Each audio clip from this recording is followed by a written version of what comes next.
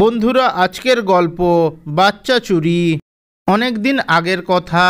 এক জঙ্গলে টুনি ও তার মেয়ে মুনি বাস করত।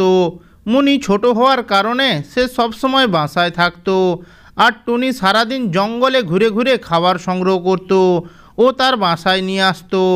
এইভাবেই ওদের দুজনের খুব ভালোই চলছিল। একদিন টুনি সকালে ঘুম থেকে উঠে দেখে মুনি বাসায় নেই। টুনি এদিক ওদিক মুনিকে খুঁজতে লাগলো, কিন্তু সে মুনিকে খুঁজে পেল না। টুনি বুঝতে পারলো যে তার বাচ্চাকে কেউ চুরি করে নিয়েছে। টুনি কাঁদতে কাঁদতে বলতে লাগলো, হে সৃষ্টিকর্তা, আমার কি হয়ে গেল? কে আমার মেয়েকে চুরি করলো? এখন আমি কি করব? টুনির কান্না শুনে ওর প্রতিবেশী কাকলি ওর বাসায় এলো। ও টুনিকে জিজ্ঞেস করলো, কি হয়েছে টুনি, তুমি কাঁদছো কেন? কাকলির কথা শুনে টুনি বলতে লাগলো, দেখো না দাদা, আমার মেয়েকে আমি খুঁজে পাচ্ছি না। কাল রাত্রিতে আমরা দুজন এখানেই ঘুমিয়েছিলাম, আর সকালে ঘুম থেকে উঠেই আমি মেয়েকে দেখতে পারছি না। আমার মনে হচ্ছে আমার মেয়েকে কেউ চুরি করেছে। টুনির এমন কথা শুনে কাকলি টুনিকে বলতে লাগলো, কাঁদিস না টুনি, চল আমরা দুজন থানায় যাই। এই বলে ওরা দুজন থানায় গেল।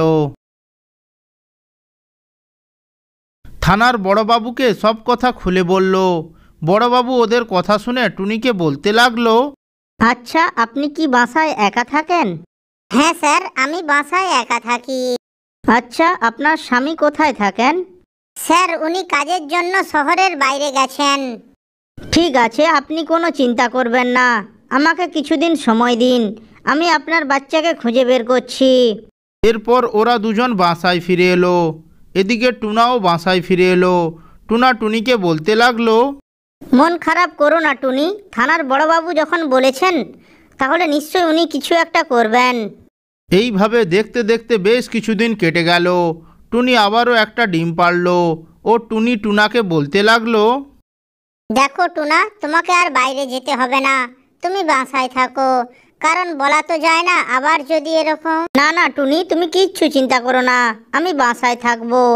আচ্ছা, তুমি ডিমের তা দাও, আমি জঙ্গল থেকে কিছু খাবার সংগ্রহ করে নিয়ে আসছি। এই বলে টুনা বাসা থেকে বেরিয়ে গেল খাবার সংগ্রহের উদ্দেশ্যে। এইভাবে বেশ কিছুদিন কেটে গেল।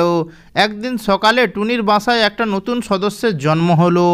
ও তারা তিনজন মিলে ওই বাসায় সুখে শান্তিতে বসবাস করতে লাগলো। ভিডিওটি যদি ভালো লেগে থাকে তাহলে ভিডিওটিতে একটি লাইক করে চ্যানেলটি সাবস্ক্রাইব করবেন। ধন্যবাদ।